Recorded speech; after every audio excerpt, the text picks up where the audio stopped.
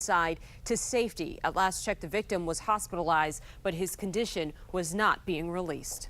Well, when flames tore through their homes, seniors living at this apartment complex barely had time to make it out safely. Now they're getting some new homes. They're also getting some help.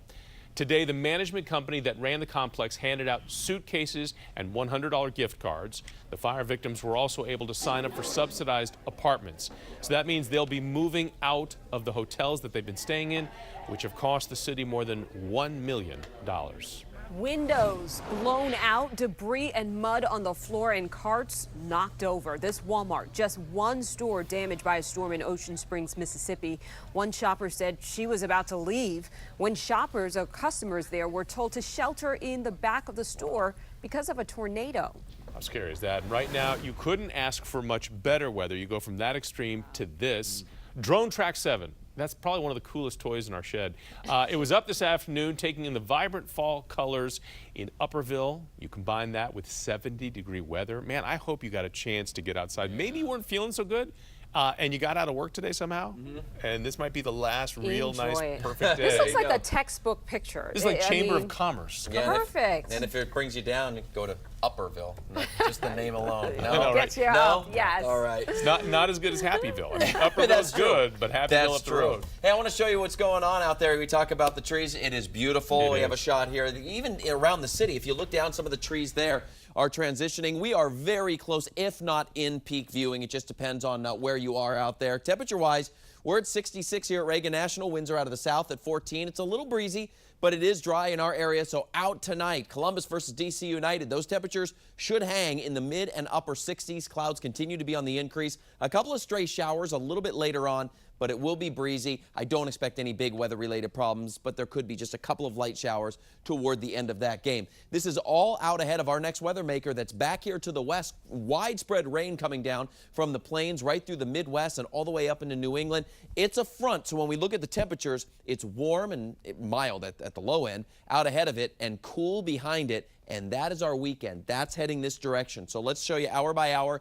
Tonight, as mentioned, as we get closer to the midnight time frame, we start to see a couple of these stray showers. Not a big deal. Most of you will not have rain if you're going out this evening, going to dinner, you're going to be out and about, not a problem. Overnight, though, the rain starts to pick up. Here's 4 o'clock in the morning, especially areas off to the west. For your drive into work, 6, 7, 8 o'clock tomorrow morning, there is certainly that chance for a few spotty showers. I think there's a greater chance for rain tomorrow evening for your evening commute or travel plans. But notice, this is 10 o'clock in the morning. We take you into the afternoon. A little bit of a lull come the middle part of the day, but by the evening time, say this time tomorrow night, that's when we start to pick up some rain, potentially some moderate rain, maybe some thunder and lightning. So your Friday night football games have a really good shot of having a lot of rain out there like last week. Not quite as chilly as it was last week, but it will be potentially pretty uncomfortable for you. So have the poncho ready to go. You're going to want to layer up, even though temperatures are going to be a little warmer than they were last week. It's still going to be chilly. And then by Saturday morning, just a few lingering showers. They scoot on out of here. We dry things out for the weekend.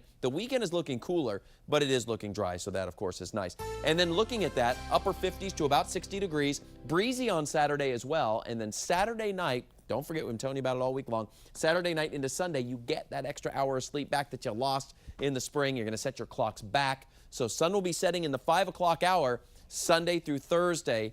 Next Friday night, Scott, we're going to see the sun set at 4:59 p.m. But tonight should be a decent night for the soccer.